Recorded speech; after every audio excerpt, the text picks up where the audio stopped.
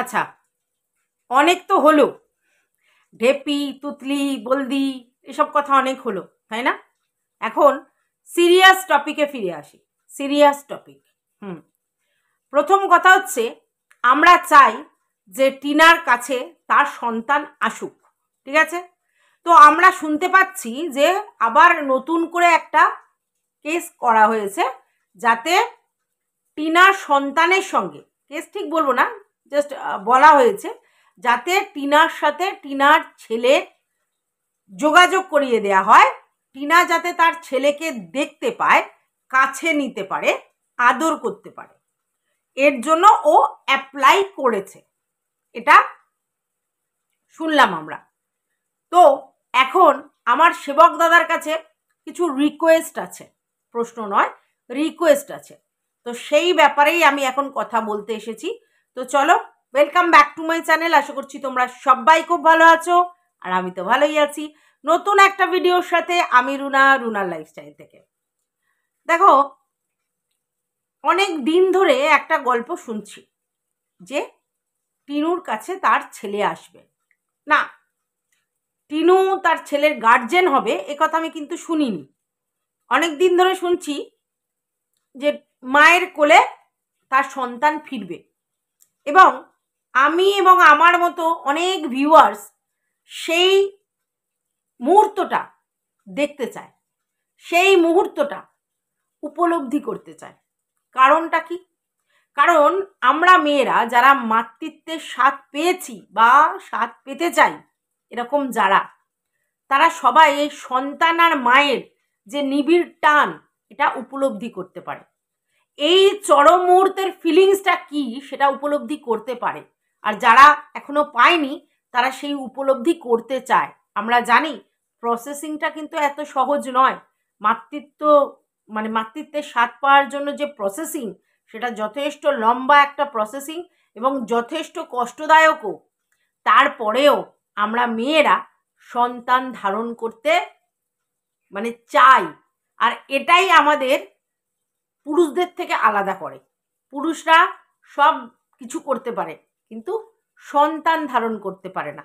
আর তার জন্যই মা ডাকটা পৃথিবীর সব থেকে অমূল্য ডাকটা এই মহিলাদের জন্যই, তাই না? না, আমি কোনো বাবাকে ছোট করছি না, কোনো বাবাই ছোট নয়। সব বাবাই বাবার যে কাজটা সেটা যেটা করে, সেটা সত্যি, সেটাও অনেক অ্যাপ্রিসিয়েট করার মতো। কারণ বাবা তাকে কি বলবো, তার পুরো সমস্ত কিছু বহন করে নিয়ে যায়। তার মানে কি মা করে না? মাও বহন করে নিয়ে যায়। কিন্তু মায়ের যেই মা ধারণ করে বাচ্চাকে তার গর্ভে, ঠিক আছে? নিজে একটু একটু করে খেয়ে সেই বাচ্চাকে খাওয়ায় গর্ভের মধ্যে। তারপর যখন সে ভূমিষ্ঠ হয়, তারপর থেকে তাকে লালন পালন, অনেক অনেক অনেক কাজ একটা মায়ের, তাই না? এত কষ্ট, এত সাফার, নিজের বডি থেকে আর একটা বডির জন্ম দেয়া চারটেখানি ব্যাপার না। তাহলে সেই মায়ের মাতৃত্বকে কখনো আমরা অস্বীকার করতে পারি না। আর সেই মাতৃত্ব জাগ্রত হয় না এমন মহিলা নেই, ঠিক আছে? তো সেই জায়গায় দেখো, এক্সেপশনাল কেসগুলো কিন্তু তোমরা এখানে বলবে না, সেগুলো তো আছেই, সব জিনিসের এক্সেপশনাল আছে। তো সেইগুলো আমার আলোচ্য বিষয় নয়, নর্মাল ওয়েতে যেগুলো হয় সেটাই বলছি। তো সেই জায়গা থেকে এই স্বাদটা সবাই পেতে চায় যে টিনু যে 1 বছর ধরে তার সন্তানের জন্য ওয়েট করেছে, তার সন্তানকে কাছে পাওয়ার জন্য সমস্ত রকম চেষ্টা চালিয়েছে, তারপরেও সে পাচ্ছে না। তো সেবক দাদার কাছে আমাদের এই আর্জি যে প্লিজ, আপনি যখন দায়িত্ব নিয়েছেন, নিশ্চয়ই দায়িত্ব তো নিয়েছেন, তার জন্যই তো টিনা আপনার উপর এতটা ভরসা করেছে। সেই দায়িত্বের জায়গা থেকে এত লোক আপনাকে এত কথা বলার যে জায়গাটা তৈরি হয়েছে, সেই জায়গাটা আপনি ভেঙে গুড়িয়ে দিন। আপনি আপনার ক্ষমতার দ্বারা, অবশ্যই লয়াররাই করবেন এবং বিচার রায় দেবেন, তবু আপনি আপনার ক্ষমতার 100 থেকে 100-র বেশি গিয়ে এফোর্ট দিয়ে ব্যাপারটা করে দিন। কারণ অনেক ধৈর্য ধরল টিনা এবং তার সাথে তার ভিউয়ার্সরা।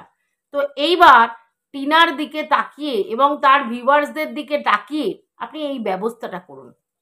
কারণ দেখুন, আমি এই করব, আমি সেই করব, আমি এই করে দেব, আমি সেই করে দেব, 12 দিনে করে দেব, 15 দিনে করে দেব, 1 মাসে করে দেব, এসব কথা বলে কি লাভ আছে? মুখে তো কথা বলে কোনো লাভ নেই। আমাদের রেজাল্ট চাই, আর সেই রেজাল্টটা আপনার দ্বারাই সম্ভব, কারণ টিনুর পুরো ব্যাপারটার যে মিডিয়েটার আপনি, এবং আপনি সেই আশ্বাস টিনুকে দিয়েছেন। তো সেই জায়গা থেকে শুধু তো আশ্বাস দিলে হবে না, সেই কাজটা করে দেখাতে হবে।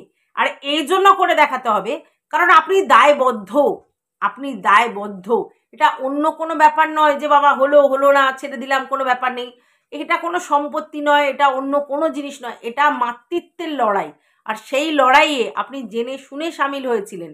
টিনার সমস্ত ব্যাকলগগুলো জেনে আপনি সামিল হয়েছিলেন, এবং আপনি তারপরেও তাকে আশ্বাস দিয়েছিলেন যে আমি করে দেবই। তো সেই জায়গা থেকে আপনাকে এবার হ্যাভ টু ডু ইট, আপনাকে করতে হবে।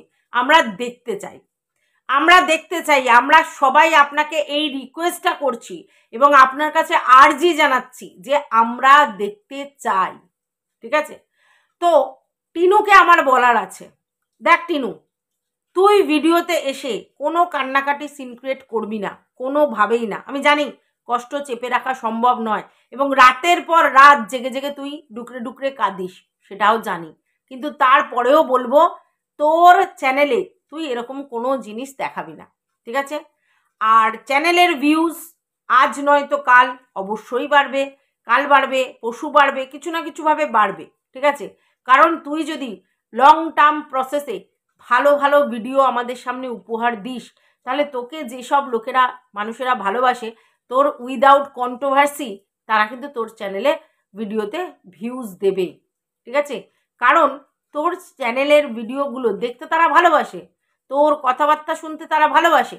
শুধু তোকে রিকোয়েস্ট, একটু ভালো করে মানে একটু ফটোজেনিক, যেহেতু তোর কাছে ক্যামেরা ভালো আছে, একটু ফটোজেনিক ভিডিও কর। হ্যাঁ, একটু মানে একদম ভালো করে চারিদিকে ঘুরে ঘাড়ে ভিডিওটা কর, আর একটু বেশি লেন্থের ভিডিওটা কর, দেখবি তোর সমস্যা কমে যাবে। আমি জানি একটা ব্লগিং করা, প্রতিদিন একটা ব্লগিং করে সেটা আপলোড করা এত সহজ ব্যাপার নয়, যথেষ্ট কঠিন ব্যাপার, যথেষ্ট কঠিন ব্যাপার। এডিট করতে হয়, সমস্ত কিছু করতে হয়, তারপর থাম্বনেল চিন্তা করতে হয়, তারপরে সেটা ছাড়তে হয়, বেশ কঠিন কাজ। কিন্তু তবু বলবো, এটাকে যখন তুই প্রফেশন হিসেবে নিয়েছিস, তখন সেই প্রফেশনের জন্য তোকে কিন্তু পরিশ্রম করতে হবে, কারণ পরিশ্রমের বিকল্প কিছু নেই। যে কোনো কাজে পরিশ্রমের বিকল্প কিছু আছে? তোর যদি মনে হয় যে আমি সেই লেভেলে পরিশ্রম করতে পারবো, তাহলে 100 জায়গায় 100-র বেশি দিয়ে সেই লেভেলের এফোর্ট দিয়ে চ্যানেলটাকে সেই জায়গায় পৌঁছে নিয়ে যা। অনেক দূর পৌঁছে গেছিস, আর বেশি দূর নেই। এবং চ্যানেলের ভিউজটা, সাবস্ক্রাইবার তো ঠিক আছে, ভিউজটা ধরে রাখ, যেভাবেই হোক ধরে রাখ। কারণ অ্যাকচুয়ালি তোর এটা রাস্তা ইনকামের, সেই রাস্তাটাকে তোকে মজবুত করতে হবে। তুই ছেলেকে নিয়ে আসবি, ছেলেকে দেখবি, ছেলেকে আনন্দ করবি, তার সঙ্গে মজা করবি, সব ঠিক আছে। তারপরে সেই ছেলের ভরণ পোষণ সমস্ত কিছু যখন তুই নিয়ে আসবি, তোকে তো দিতে হবে, তোকে খরচা করতে হবে, ছেলেকে মেনটেন করতে গেলে তো সমস্ত কিছু করতে হবে। তার জন্য তো তোকে আগে টাকা পয়সা জমাতে হবে। টাকা পয়সা হু হু করে খরচা করলে কিন্তু হবে না, বারবার এটা মাথায় রাখিস যে টাকা পয়সা আমি হু হু করে খরচা করলে হবে না। ফালতু ওয়েস্টেজ বন্ধ করে দিতে হবে তোকে, ফালতু যে ওয়েস্টেজগুলো আছে সেগুলো বন্ধ। অবশ্যই আমি জানি তুই হয়তো বলবি যে আমি কম দামে জামা কাপড় কিনি, এই করি সেই করি, সব বুঝি, সব বুঝি। তুই প্ল্যান কর কিভাবে কত টাকা ইনকাম হচ্ছে, কতটা ব্যয় হচ্ছে, কতটা ব্যয় করা উচিত, কোনো কোনো খাতে কতটা ব্যয় করা উচিত, কতটা সেভিংস করা উচিত, এটাকে তুই একটা নিয়ে আয়, একটা চার্টের মতো নিয়ে আয়, নিয়ে এসে দেখ। আর ফালতু পয়সা কিভাবে জলের মতো বেরিয়ে যাচ্ছে সেগুলোও দেখ, সে কোর্ট কেসে হোক বা অন্য কিছু কারণে হোক, সেগুলো ভালো করে দেখে, নিজে পর্যবেক্ষণ করে, নিজের মাথা ঠান্ডা রেখে প্রপার প্ল্যানে চল। জীবনটা কিন্তু অনেক কঠিন, এত সস্তার জীবন কিন্তু নয়। আর জীবনে এগোতে গেলে বৈষয়িক হতে হবে, বৈষয়িক হতে হবে, ফালতু ওয়েস্টেজ বন্ধ করতে হবে। শখ ঠিক আছে, মিসলেনিয়াস বলে লিখে রাখ যে আমার মাসে এই শখগুলো এই মিসলেনিয়াস থেকে পূরণ করব। ধর তুই মিসলেনিয়াসের জন্য 5,000 টাকা রেখেছিস, ওই 5,000 টাকার মধ্যেই তোমায় শখ পূরণ করতে হবে। যে মাসে দেখবে 5,000 এক্সিড হয়ে গেছে, সে মাসে ওই শখগুলোকে বন্ধ করে দিতে হবে। সেই শখের মধ্যে রেস্টুরেন্টে খাওয়া, ঘুরতে যাওয়া, আচ্ছা তারপরে এইসব ফালতু যে সব জামা কাপড় কিনিস হাং বং চং সেগুলো পরে, ঠিক আছে? তো তুই প্রতি মাসে 5,000 টাকা তার জন্য রাখ, যে আমি যদি এক মাসে 2,000 টাকা রেস্টুরেন্টে খরচা করি আর 3,000 টাকা পড়ে রয়েছে আমার জামা কাপড় কেনার জন্য, ঠিক আছে? পরের মাসে 2,000 টাকা পার্লারের জন্য খরচা করি, 3,000 টাকা পড়ে রয়েছে আমার কেনাকাটির জন্য, সে যে কোনো কেনাকাটি হোক। আবার তারপরের মাসে আমি আবার রেস্টুরেন্ট হোক, দামি ব্র্যান্ডেড জামা কাপড় হোক কিনবো, তাহলে আমার অন্য খরচাগুলো কমাতে হবে। তো মিসলেনিয়াসে ফেলে রাখ 5,000 টাকা, যেখান থেকে তুই রেস্টুরেন্টবাজি হোক, তোর হচ্ছে কেনাকাটি হোক, তোর যাই হোক এরকম ধরনের খরচাগুলো রাখবি। সে ফুচকা খা আর ঘুগনি খা, বাদ বাকি সংসারের জন্য নিশ্চয়ই একটা তোকে অ্যামাউন্ট দিতে হবে। সেই অ্যামাউন্টটা তুই লিখে রাখ যে এই অ্যামাউন্টটা প্রতি মাসে আমাকে সংসারের জন্য দিতে হবে, দেওয়াটা কর্তব্য তোর আমার মনে হয়। তো সেটা দিলি, হ্যাঁ, তার উপরে এক্সিড কিন্তু আবার কিছু না। মানে তুমি ধরো সংসারের জন্য কোনো জায়গায় 10,000 টাকা করে দিচ্ছ, ঠিক আছে? তো 10,000 টাকার মধ্যেই তোমাকে সমস্ত কিছু দিতে হবে। 10,000-এর বাইরে ফালতু খরচা আবার করে ফেলো না, তাহলে কিন্তু তোমার পরে অসুবিধা হবে, ঠিক আছে? কারোর জন্যই করে ফেলো না, আমি কোনো ব্যক্তিগত কারোর সেন্সে বলছি না। আবার তুমি কিছুটা শরীর খারাপের খাতে রাখো, ঠিক আছে? প্রতি মাসে একটা শরীর খারাপের জন্য টাকা পয়সা রাখো। তারপর সেভিংসগুলো আছে, তুমি নিজেকে ডিডাক্টেড করে দাও, সব জায়গায় টাকা পয়সাগুলো ইনভেস্ট করে দাও, তাহলে দেখবে তোমার কাছে পয়সা না থাকলে ফ্লেক্সিবিলিটি আসবে না। জমানো খাতে তুমি টাকা পয়সা সব দিয়ে দাও, নাহলে কিন্তু ফালতু ওয়েস্টেজ হয়ে যাবে। আর ফালতু ওয়েস্টেজ করলে কিন্তু পরে সমূহ বিপদ, যার জন্যই করো। আমি জানি একটা সন্তান তার মা বাবার জন্য করবে, এটা করা উচিত, এবং তার জন্য তুমি সাংসারিক যে যে খরচাগুলো করছো সেগুলো ডেফিনেটলি তোমাকে করতে হবে, ঠিক আছে? কিন্তু সেটা সংসারে যে টাকাটা তুমি ফিক্সড করবে সেই টাকাটাই খরচা করতে হবে, বাদ বাকি করলে হবে না। আর যখনই বেরোচ্ছি এই খাবার ওই খাবার সেই খাবার হ্যানা খাবার খেতে ভালোবাসো আমি জানি, কিন্তু সেগুলো বন্ধ করতে হবে, ঠিক আছে? কারণ কারণ তোমার মাথায় একটা প্ল্যান রাখতে হবে, সেটা হচ্ছে আমার মাথার উপরে ছাদ নেই। তো মাথার উপরে ছাদ করতে গেলে কি লেভেলের জমাতে হয় তুমি জানো? একটা মাথার উপরে ছাদ করতে গেলে কি লেভেলের টাকা পয়সা জমাতে হয় তুমি জানো? সেভিংস কত টাকা করতে হয় জানো? হ্যাঁ, জানো নিশ্চয়ই, বেচুকে দেখে নিশ্চয়ই শিখেছো বেচু কিভাবে টাকা পরিশ্রম করে জমিয়েছে, তবে না ওই বাড়ি হয়েছে, তাই না? তাহলে তুমি যদি নিজের একটা বাড়ি করতে চাও, তোমাকে কোন লেভেলের সেভিংস করতে হবে তোমার আইডিয়াটা আনতে হবে, সেই অনুযায়ী টাকাটা তোমাকে জমাতে হবে। টাকা নেই সবাই তোমার কাছ থেকে হাওয়া হয়ে যাবে, টাকা আছে সবাই কিন্তু তোমার কাছে আসবে। টাকা সবাই ভালোবাসে, তার জন্য কিছু করবে, কন্ট্রিবিউট করবে, সে নিশ্চয়ই খুশি হবে, সে যেই হোক, সে যেই হোক, তোমার আশেপাশে সব লোক। আরে টাকা ভালোবাসে না এরকম মানুষ পাবেই না, পাবেই না। টাকা ভালোবাসে, হ্যাঁ, তবে টাকা ভালোবাসে মানে সবটাই টাকার সম্পর্ক তা নয়, কিন্তু তোমার টাকা আছে তার জন্য তুমি ভ্যালু পাবে পৃথিবীতে, এটা স্বাভাবিক, সে যার কাছেই বলো। আজকের লাইভে টাকা যার ভ্যালু তার, জীবনটা এমন হয়ে গেছে। কারণ টাকা ছাড়া আমরা এক বিন্দু চলতে পারি না, একটু নুন কিনতে গেলেও আমাদের টাকা লাগে, তাহলে টাকা ছাড়া মানুষের কোনো মূল্য আছে, অস্তিত্ব আছে? আজকে টাকা ছাড়া কোনো মানুষের অস্তিত্ব নেই। তো সেই টাকাটাকে তোমাকে ধরে রাখতে হবে, কন্ট্রোল করে রাখতে হবে, যাতে সেই টাকা তুমি ফালতু ওয়েস্টেজ করে বিপদে সম্মুখীন না হও। আর কেস কামারি তো অনেক হলেও তুমি এইবার যে যে টাকা কেসের জন্য ইনভেস্ট করেছো তার রেজাল্ট চাও, তার রেজাল্ট চাও। তোমার যে লিগাল টিম তাদের কাছে রেজাল্ট চাও, যে ভাই আমি টাকা ইনভেস্ট করেছি আমার সন্তানের জন্য, সন্তানকে ফিরে পাওয়ার জন্য যা যা প্রসেসিং আছে করেছি, তার জন্য তো আমি টাকা পয়সা খরচা করেছি, আমার তো কাজই হলো টাকা পয়সা খরচা করা, তো টাকা পয়সা খরচা করেছি, এইবার তোমার রেজাল্ট চাই। রেজাল্ট চাও, চাইতে হবে। তোমার ভিতরের দর্দ, তোমার ভিতরের কষ্ট, সেটা তোমাকে লোককে বোঝাতে হবে। সহ্য করারও একটা লিমিট আছে। তো আমি ভাই সন্তানের জন্য অনেক সহ্য করেছি, এইবার ভাই আমার রিটার্ন চাই। কিসের রিটার্ন? আমার সন্তানকে আমার কাছে এনে দাও, এনে দাও আমার সন্তানকে। হ্যাঁ আমি জানি আজ বললে কাল পাওয়া যাবে না, কিন্তু প্রসেসিং অনেক দিন ধরে শোনানো হয়েছে, ঠিক আছে? তো যা করা হয়েছে বেশ করা হয়েছে, তাদের ব্যাপারে আমার কোনো অবজেকশন নেই, কিন্তু তুমি এইবার তোমার প্রতিবাদটা তোমার মায়ের আর্তনাদটা শোনাও যে ভাই আমার যে কোনো মূল্যে আমার ছেলেকে চাই, ঠিক আছে? না, আমি আবারও বলছি, গার্জেন হিসেবে টিনু থাকতে চায় না কোনোভাবেই, তো গার্জেনগিরিও চাইছে না, কিন্তু সন্তানও চাইছে। এবং মায়ের হক, 7 বছর পর্যন্ত সন্তান তার মায়ের হক, সেই দাবিটা করো, সেই দাবিটা করো যেই দাবিতে তুমি গিয়েছিলে যে ভাই আমার সন্তান আমার বুকের কাছে চলে আসুক। তো সেই দাবিটা এবার তুমি সেই হকের দাবিটা করো। হ্যাঁ, কাজ হচ্ছে, ধীরগতিতে হচ্ছে, লম্বা প্রসেস, সব কিছু ঠিক আছে, কিন্তু নিজের ডিমান্ড তোমাকে করতে হবে, মুখ তুলে বলতে হবে, আওয়াজ করতে হবে, আর চিৎকার করে তোমার যে আর্তনাদটা হচ্ছে সেটা বোঝাতে হবে। না ভিডিওতে না, ভিডিওতে না, তোমার যেখানে বোঝার মানে যেখানে বোঝানো সেখানে বোঝাতে হবে। এখানে ওখানে সেখানে গিয়ে টাকা পয়সা ওয়েস্টেজ বন্ধ করে দাও। অনেক টাকা ফালতু ওয়েস্টেজ হয়েছে, সেই টাকাগুলো থাকলে তুমি আমাকে দেবে না, তোমার কাছে রাখবে।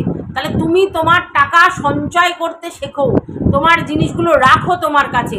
অনেক টাকা ইনকাম করছো কিন্তু ফালতু ওয়েস্টেজ হয়ে গিয়ে তোমার হাতে টাকাই দেখা যাচ্ছে না, তাই না?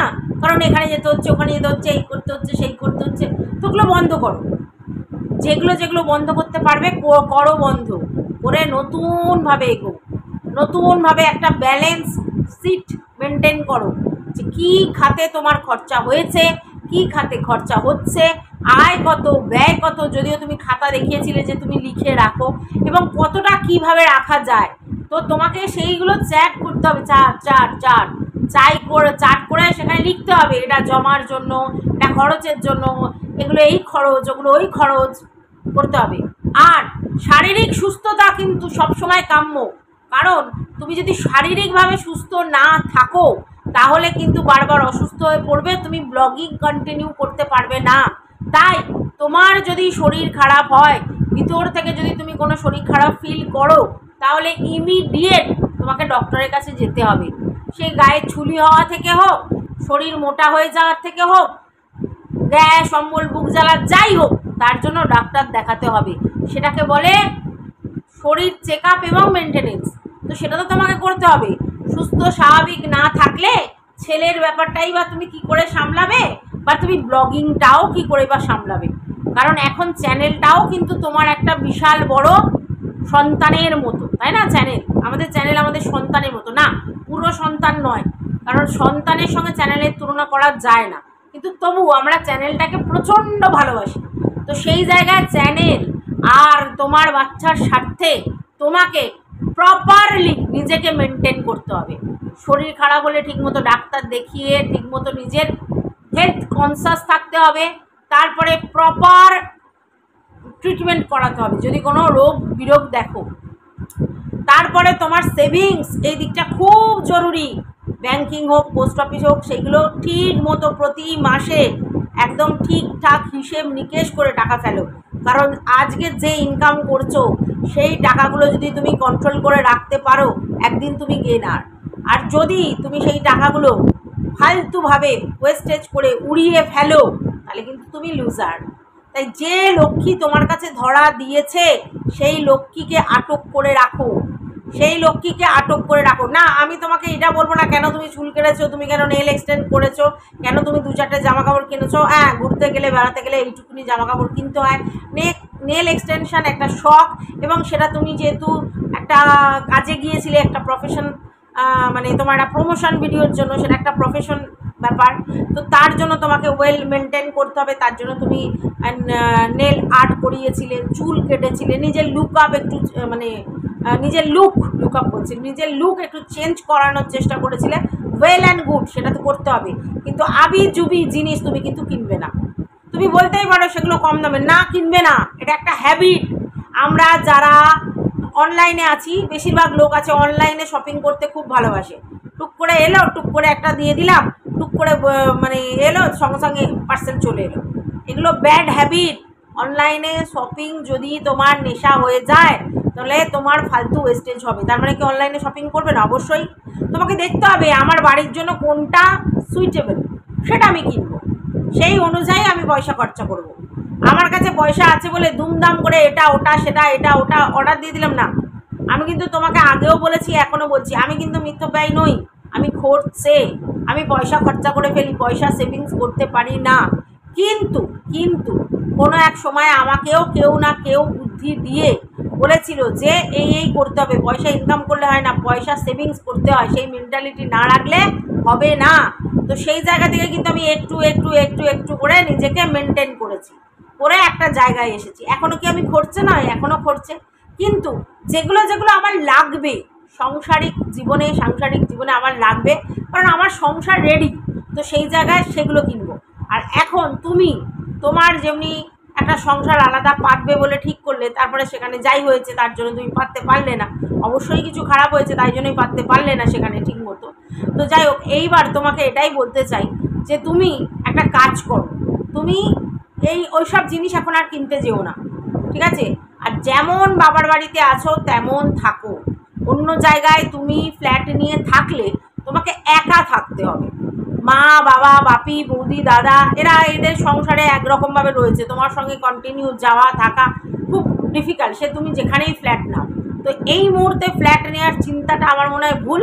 তার থেকে তুমি মাসে মাসে কিছু টাকা সেভিংস অ্যাকাউন্টে ফেলে রাখো, এবং ভালো বেশ কিছুটা অ্যামাউন্ট হওয়ার পর তুমি একটা ফ্ল্যাট কেনার ব্যবস্থা করো, বা জমি কিনে বাড়ি, কোনটা করতে তোমার সুবিধা হবে আমি জানি না, সেটা করো। সেই মেন্টালিটি রাখো, টার্গেট সেট করে টার্গেট লিখে রাখো, ডায়েরির মধ্যে টার্গেট লিখে রাখো যে ভাই আমার এইবার কি লাগবে।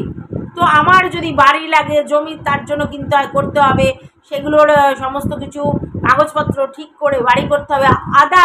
আদারওয়াইজ তোমাকে কি করতে হবে? তোমাকে ফ্ল্যাট কিনতে হবে। তো ফ্ল্যাট কিনলে তোমাকে এখন থেকে খোঁজ খবর রাখতে হবে, কোথায় ভালো ফ্ল্যাট আছে কম দামে, তাও কম দামে মানে যা হোক তাও ফ্ল্যাট কিনে ফেলো না, ঠিক আছে? আর সেকেন্ড ফ্লোর, থার্ড ফ্লোর এটা ঠিক আছে, তার ম্যাক্সিমাম কেনার চেষ্টা করো না। তো সেই জায়গায় সেইগুলো যদি হাই রাইজ বিল্ডিং হয় সেটা আলাদা কথা, নাহলে এই 4তলা 5তলা পর্যন্ত যে ফ্ল্যাটগুলো সেখানে সেকেন্ড ফ্লোর, ফার্স্ট ফ্লোর মানে 2তলা 3তলা, এই দুটো জায়গায় কেনাটাই সব থেকে বুদ্ধিমানের কাজ হবে। তার উপরে কিন্তু কেনাটা টাফ হয়ে যাবে, কারণ আমি আবারও বলছি ফ্ল্যাট বাড়ি এগুলো কিন্তু অ্যাসেট, ভবিষ্যতের জন্য আমরা করি, আমাদের সন্তান সন্ততিদের জন্য করি। তো সেটা কিন্তু বিচার বুদ্ধি রেখে ভাবনা চিন্তা করে তারপরে করবে, ঠিক আছে? আমি জানি তোমার মাথায় অনেক দায়িত্ব, সন্তানের ব্যাপারটা আছে, কেস কামারি আছে, চ্যানেল ভালো করে গ্রো করার ব্যাপার আছে, তার থাম্বনেল, তার টাইটেল ঠিক করা, প্রতিদিন শ্যুট করে সেগুলোকে আবার এডিট করা, চারটেখানি ব্যাপারটা প্রচুর কঠিন কাজ, ঠিক আছে? তারপরেও বলবো তুমি হাসি মুখে যে এই ব্লগিংগুলো করছো তার জন্য অসংখ্য ধন্যবাদ, এবং তুমি তোমার জন্যই করছো, কিন্তু এইভাবে চলছো এটার জন্য ধন্যবাদ। আর তুমি নিজেকে একদম প্রপার গ্রুম করো যে কি করলে আমার ভালো হবে, তার জন্য তোমার আউটফিট যদি পাল্টাতে হয় পাল্টাতে হবে। তো একসঙ্গে হুজুকে পড়ে প্রচুর কেনাকাটা করে ফেলো না, এগুলো অভ্যেস খারাপ। সামনে পুজো আসছে তার জন্য হয়তো কিছু কিনতে হবে, কিন্তু তার বাইরে আমার মনে হয় এগুলো করাটা ঠিক নয়। পয়সা রাখতে শেখো, পয়সা লক্ষ্মী, সেই লক্ষ্মী চঞ্চলা হলে কিন্তু হবে না, লক্ষ্মী ধরে রাখতে হবে, ঠিক আছে? তোমার ফালতু কেসের পিছনে প্রচুর টাকা গেছে, আমি যেটুকুনি বুঝতে পেরেছি বা শুনেছি, যাই হোক যেভাবেই হোক আমি এটা বুঝতে পেরেছি প্রচুর টাকা গেছে, এবং তোমার আগের লয়ার সেখানে তোমাকে ভুল পথে চালিত করে অনেক টাকা গেছে। তারপরে এর নামে ওর নামে কেসগুলো যেগুলো করেছিলে সেইখান থেকেও তোমার প্রচুর টাকা ব্যয় হয়েছে। তো কেস কামানির পিছনে তোমার অনেক টাকা ফালতু ওয়েস্টেজ হয়েছে। তুমি তো কাজ করছো মনে হয় আজকের 10 মাস 11 মাস হবে, সেই 10 মাস 11 মাসের মধ্যে তুমি প্রপারলি কাজ করছো ঠিকমতো 6 মাস ধরে, এবং সেখান থেকে তোমার আয় ব্যয়ের হিসাব তোমাকে বের করতে হবে যে প্রতি মাসে তুমি কত টাকা করে তুলেছো, সেই হিসেবটা করে দেখো তোমার কাছে কত টাকা থাকার কথা, ঠিক আছে? মানে প্রতি মাসে ইনকাম হয়ে কত টাকা তোমার জমার মানে পুরো ব্যাপারটা হওয়ার কথা, এবং আর একটা জায়গায় হিসেব করে লেখো যে তোমার এখন ব্যাংক ব্যালেন্স কতটা পড়ে আছে, আর তোমার লাইবিলিটিস কী আছে তুমি নিজে হিসাব করে দেখো। এবার দেখো যে ব্যাংক ব্যালেন্স আর লাইবিলিটিসের মধ্যে কতটা তফাৎ হচ্ছে, বেশি আছে কি কম আছে, এইভাবে নিজেকে ঠিক করো, নাহলে কিন্তু খুব মুশকিল, ঠিক আছে? কারণ তোমার মাথার উপরে কেউ নেই, তোমাকেই তোমারটা করতে হবে, তোমার ভরণ পোষণ মেনটেনেন্স, তোমার শখ আহ্লাদ, তোমার হেলথ, তোমার সমস্ত কিছু তোমাকে করতে হবে। অন্য কারোর দ্বারা তুমি কোনো রকম কোনো কিছু হেল্প পাবেও না আর পাচ্ছও না, এটা আমি বুঝি। তো সেই জায়গা থেকে নিজেকে একেবারে ঠিকঠাক পথে চালিত করো, নালে কিন্তু সমূহ বিপদ। আর সন্তানের দাবির জন্য মাকে প্রোটেস্ট করতে হবে, মাকে বলতে হবে যে আমার সন্তান আমার কোলে ফিরিয়ে দাও। হ্যাঁ, দেখার পারমিশন করছে, দেখিয়ে দেবে, ঠিক আছে, কিন্তু একটা সন্তানকে তার মায়ের মুখে একদিনের জন্য নিয়ে আসলে তার মায়ের যে পজিশনটা হয়, তারপরে সন্তানকে ছেড়ে থাকতে কিন্তু আরও কষ্ট হবে। তো সেই জন্য আমি বারবার বলছি, একদম মায়ের বুকে কি করে সন্তান আসে সেই ব্যবস্থা করতে বলো সেবক দাদাকে। ফোর্সফুলি বলো বা জোর দিয়ে বলো, ডিম্যান্ড করে বলো যে আমার সন্তান চাই, বাই হুক অ্যান্ড কুক। কারণ আপনি আমাকে সেই স্বপ্ন দেখিয়েছিলেন যে আমার সন্তান আমার কোলে ফিরবে, সেই জায়গা থেকে সেই স্বপ্ন আপনাকে সাকসেস করে দেখাতে হবে। কোনো রকম কোনো কিছু তুমি বাহানা শুনতে চাইবে না, কারণ তোমার সন্তান তোমার, তার প্রতি রাইটস তোমার 100 ভাগ আছে। না, অবশ্যই বেচুরও আছে আর তোমারও আছে, কারণ বাবা মা ছাড়া একটা সন্তান নয়। তো সন্তানের রাইটস বাবা মা দুজনেরই আছে। তো 100 বলেছিলাম, সেটা 50 হবে, ওর 50 তোমার 50। তো সেই জায়গা থেকে তুমি তোমার রাইটসের জন্য ডিম্যান্ড করো, চাও তোমার বাচ্চাকে, তোমার সন্তানকে। কারণ মাতৃত্বের স্বাদটা অন্য জিনিস, আর সেটা তোমার চোখে মুখে তার ভাব, তার ফিলিংস, তার সব আনন্দ আমরা দেখতে চাই। আমরা ভিউয়ার্সরা দেখতে চাই যে টিনা তার বাচ্চাকে পেয়ে কতটা খুশি, কতটা মিস করছিল, কতটা কষ্ট পাচ্ছিল ভিতর ভিতর, সেই জিনিসটা প্রস্ফুটিত হোক। না, তোমাকে মুখে বলতে হবে না, তোমার কর্মই তোমার পরিচয় হবে। আমরা জানি তুমি বাচ্চার জন্য কষ্ট পাও, কাঁদো, কষ্ট হয় তোমার, তুমি চিৎকার করে কাঁদতে পারো না, হাউ হাউ করে কাঁদতে পারো না আমাদের সামনে, কিন্তু তুমি কি কাঁদো না? হতে পারে না এটা, হতে পারে না এটা, তুমি, আমি জানি তুমি করো। তো সেই জায়গা থেকে বারবার বলছি, নিজের লড়াই নিজেকে লড়তে হবে, অন্য কেউ তোমার লড়াই লড়ে দেবে না, এটা তুমি খুব ভালো করেই জানো, নিজেই তো কমিউনিটি পোস্ট দিয়েছো। তো সেই লড়াই তুমি এবার তোমার লড়াইয়ে জিতে এসো, সেই কামনা করি যে তুমি তোমার লড়াইয়ে জিতে এসো। তার জন্য যা করতে হয়, যা বলতে হয় তাই বলতে হবে, করতে হবে তোমাকে, ঠিক আছে? আর তোমার চ্যানেল যেটা তোমার সন্তান সম, সেটাকেও একটু একটু করে গ্রো করানোর জন্য সৎ পথে যেভাবে ইনকাম করছো ওইভাবে করতে থাকো। এবার অনেকেই টেনে করে টেনে আসবে যে কোথায় সৎ, আরে পরকীয়া করলেই কেউ অসৎ হয় না, এটা বহুবার বলেছি। তো ওর ব্লগিংয়ে সৎ জিনিসই দেখানো হয়, কোনো অসৎ নোংরামি দেখানো হয় না, সেই জায়গা থেকে সৎ বলেছি। তো সৎ পথে ইনকাম করো, যেরকম প্রমোশনাল ভিডিওগুলো পাচ্ছ সেগুলো করো, যাই করো, মোদ্দা কথা তোমার এখন টাকা পয়সার দরকার, যেভাবে টাকা পয়সা আসছে সেগুলোকে কাছে কন্ট্রোল করে রাখো এবং সেই টাকা কন্টিনিউ সেভিংস করতে থাকো, করতে থাকো, কারণ ওই সেভিংসগুলোই তোমার এককালে বিপদের বন্ধু হবে। তো বারবার বলছি, বি অ্যালার্ট, নিজের ভালো পাগলেও বোঝে, তুমি নিজের ভালোটা বোঝো, নিজে প্রতিবাদ করতে শেখো, নিজের জিনিস ডিমান্ড করতে শেখো, চাও তোমার অধিকার ফিরে পেতে, বিচারকের কাছে, লয়ারদের কাছে মাথা ঠুকে বসে পড়ো যে আমার সন্তান আমাকে ফিরিয়ে দিন। মিডিয়েটার দাদা, সেবক দাদার কাছে বলো যে আপনি তো আমাকে আশ্বাস দিয়েছিলেন, ভরসা দিয়েছিলেন, তো সেই জায়গা থেকে আমার সন্তানকে আমার বুকে নিয়ে আসুন। একদিন আমি বাচ্চাকে দেখা করব, তারপর বাচ্চার জন্য আমার মুখ ডুকরে যাবে, আমি কোনো কাজকর্ম করতে পারবো না। তাই আমার বাচ্চা আমার কাছে ফিরিয়ে দিন। আমি আমার বাচ্চাকে মানুষ করতে চাই, আমার বাচ্চাকে মানে কি বলবো, আমি আমার বাচ্চাকে আমার কাছে রাখতে চাই 7 বছর পর্যন্ত, তারপরে দেখা যাবে, ঠিক আছে? আর যেরকম যেরকম কাজ করছো সেগুলো করে যেতে হবে।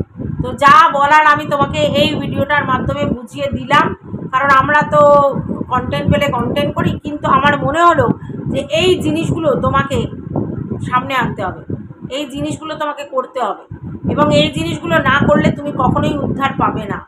আমরা মা মা মা এই ব্যাপারটাতে খুব বেশি সেন্সিটিভ, জানো তো, আমরা ভাবতেই পারি না একটা মা সে একটা হিউম্যান, সেটা ভাবতে ভুলে যাই। মায়ের অস্তিত্ব সব থেকে আগে থাকে। একটা মেয়ে যখন তার মা হয়ে যায়, তখন তার সমস্ত কিছু ভুলে গিয়ে তার মায়ের অস্তিত্ব রক্ষা করাটা তার কাছে এসেন্সিয়াল হয়ে যায়। তো আমি সেটা মনে করি না, একটা মানুষ আগে মানুষ, তারপরে সে মেয়ে, তারপরে সে তার মা, মানে মাতৃত্ব তার মধ্যে এসেছে। তো পুরো সমস্ত জিনিসকেই অবশ্যই গুরুত্ব দেওয়া উচিত। অবশ্যই তুমি তোমার কি বলবো, আগিয়ে যাবে আর কি, তুমি আর কোনো রকম পিছিয়ে দেখবে না। আমি জানি তোমার আত্মসম্মান বোধ তোমাকে সেগুলো করতে দেবে না, তাই বি অ্যালার্ট, নিজের পথে এগিয়ে যাও, আর আশেপাশের লোকজন মানুষজনকে চিনতে থাকো, এবং এবং প্রয়োজনে আওয়াজ তোলো, প্রয়োজনে ঝড় তোলো, প্রয়োজনে ডিম্যান্ড করো, ঠিক আছে? প্রয়োজনে সব করতে হয়। আর নিজের ভালোটা নিজে বোঝো, যেভাবেই হোক ভালোটা নিজের বোঝো। তো এটুকুই বলার ছিল ভিডিওটাতে। ভালো লাগলে অবশ্যই লাইক কমেন্ট শেয়ার করে পাশে থাকবে।